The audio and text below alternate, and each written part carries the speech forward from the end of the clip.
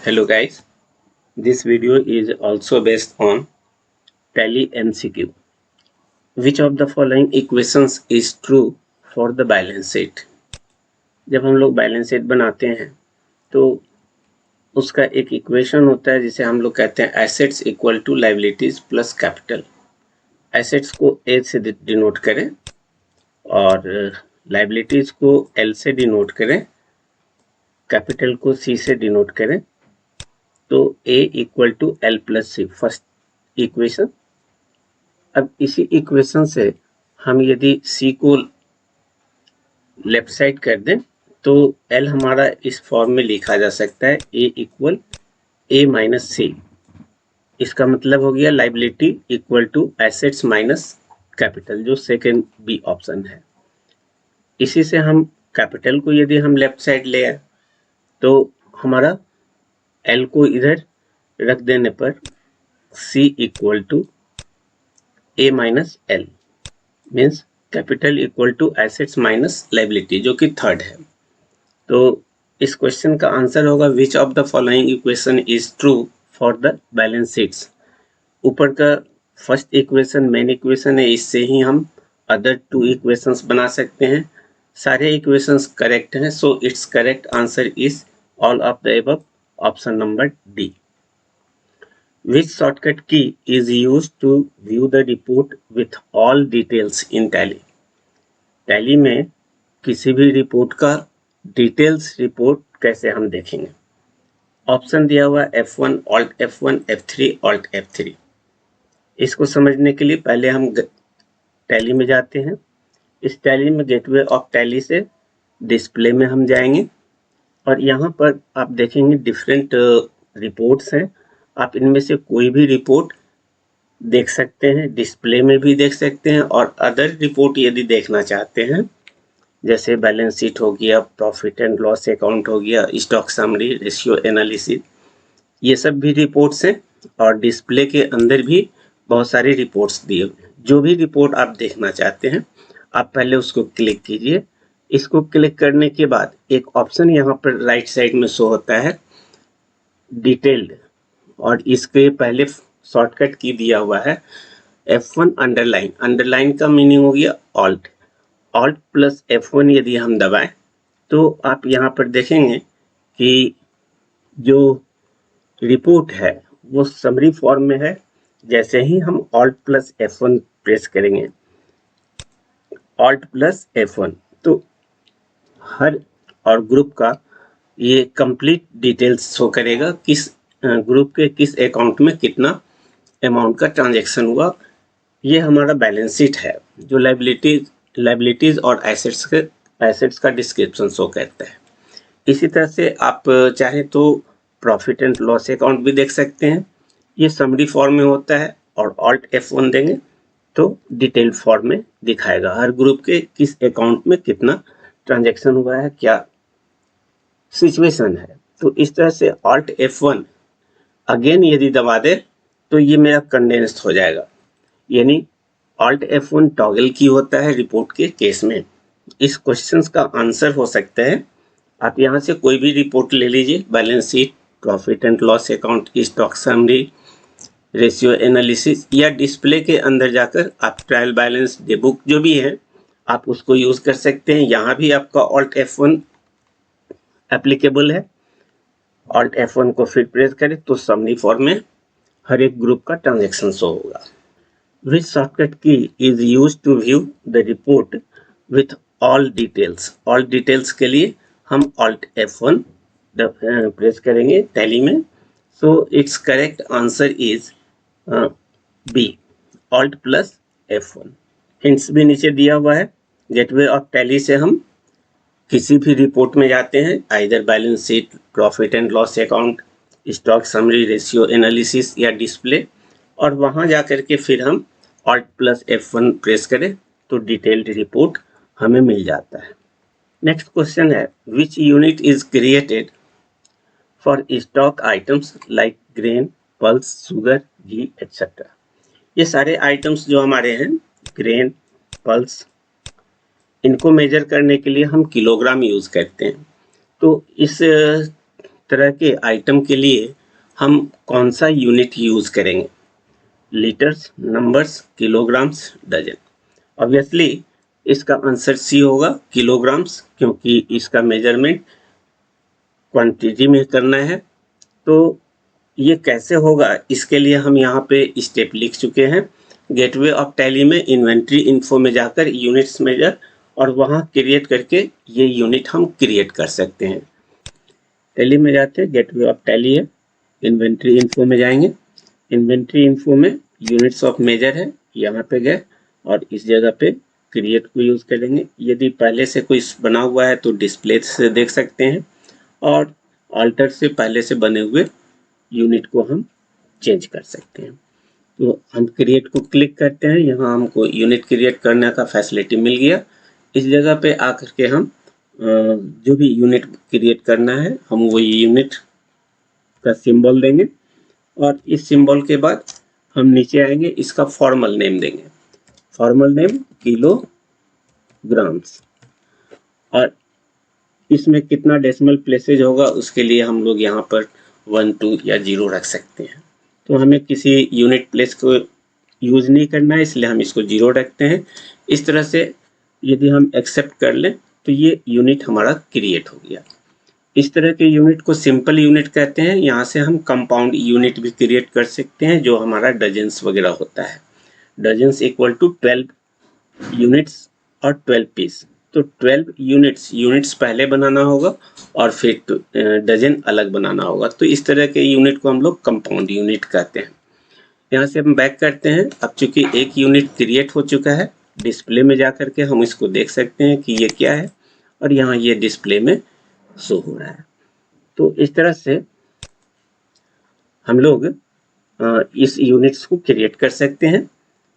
यहाँ पर आप कोई भी यूनिट्स दे सकते हैं, KGs, litres, piece, unit, etcetera वगैरह। नेक्स्ट क्वेश्चन है, what percent of the additional tax is applied in VAT in 4%?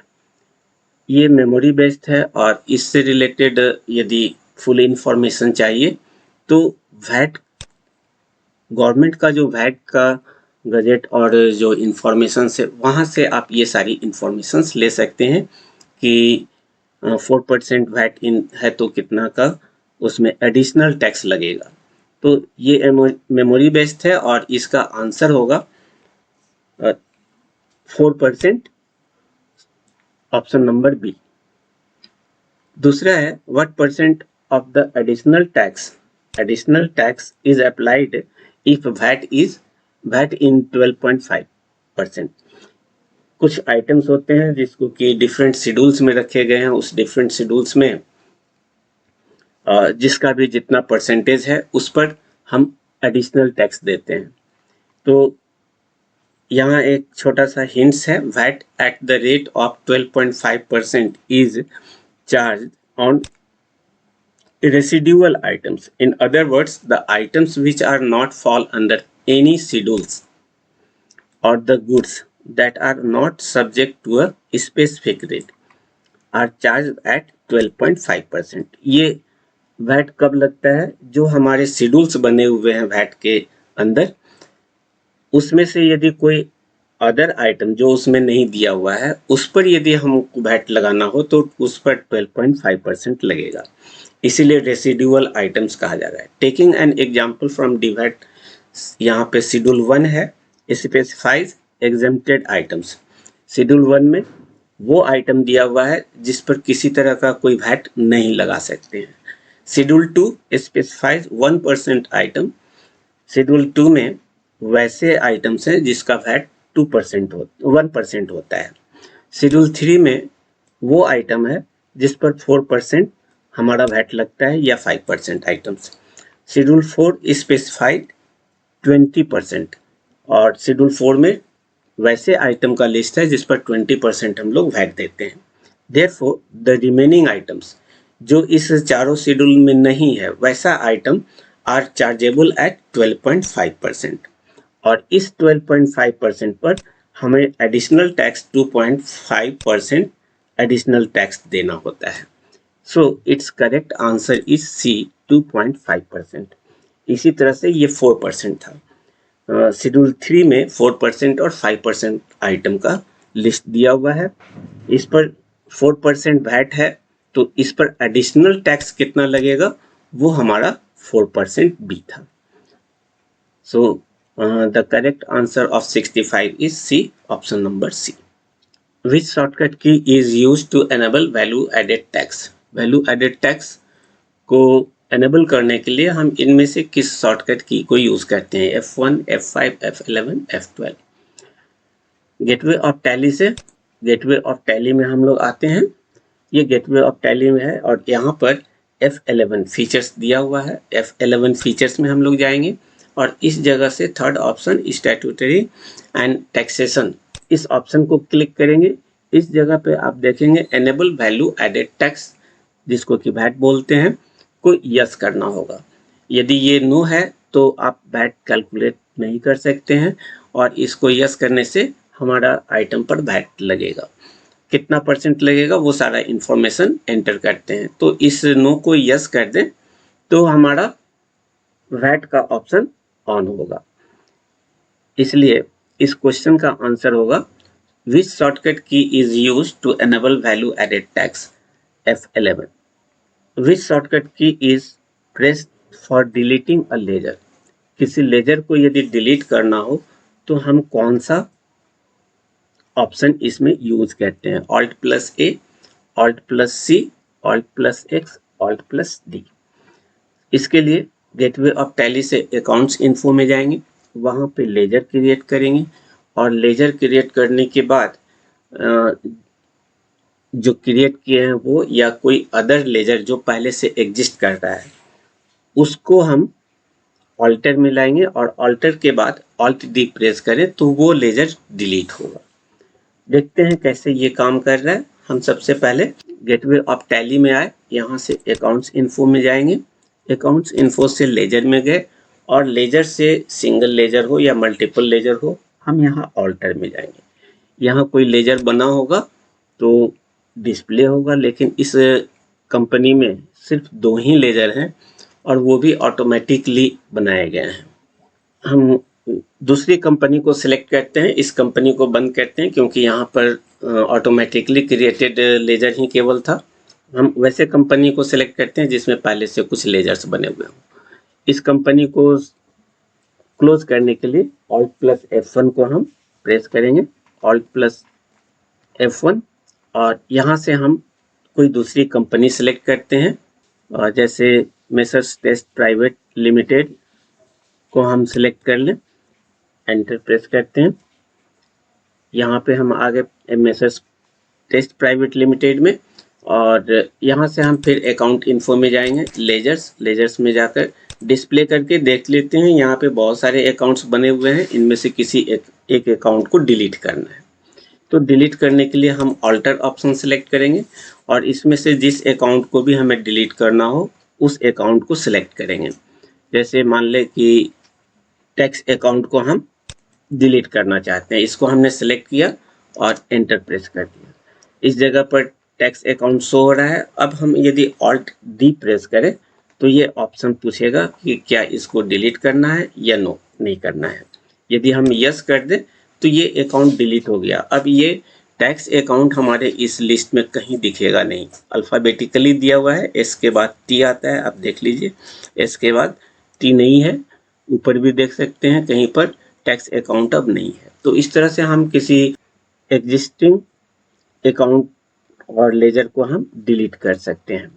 So gateway of tally से हम अकाउंट्स इन्फो में जाएंगे, लेजर्स में जाएंगे, वहाँ से ऑल्टर सेलेक्ट करेंगे और ऑल्टर सेलेक्ट करने के बाद जो भी अकाउंट हमें डिलीट करना है उस अकाउंट को सिलेक्ट करेंगे। देन Alt+D प्रेस कर यस कर दें तो वो लेजर हमारे उस कंपनी से डिलीट होगा। So it's correct answer is Alt+D, option number D.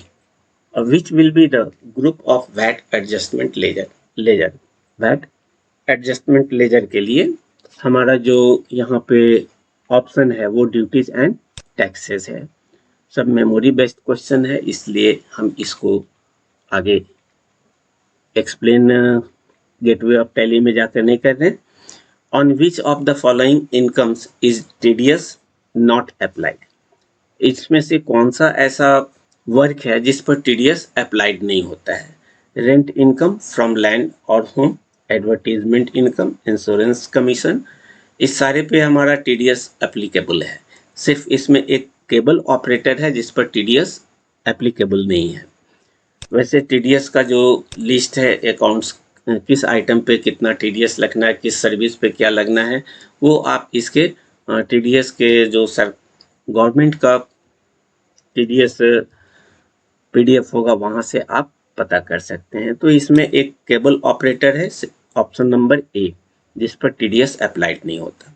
Last question है, according to the law who must pay the income tax department TDS? इसमें से कौन टीडीएस इनकम टैक्स डिपार्टमेंट को देंगे?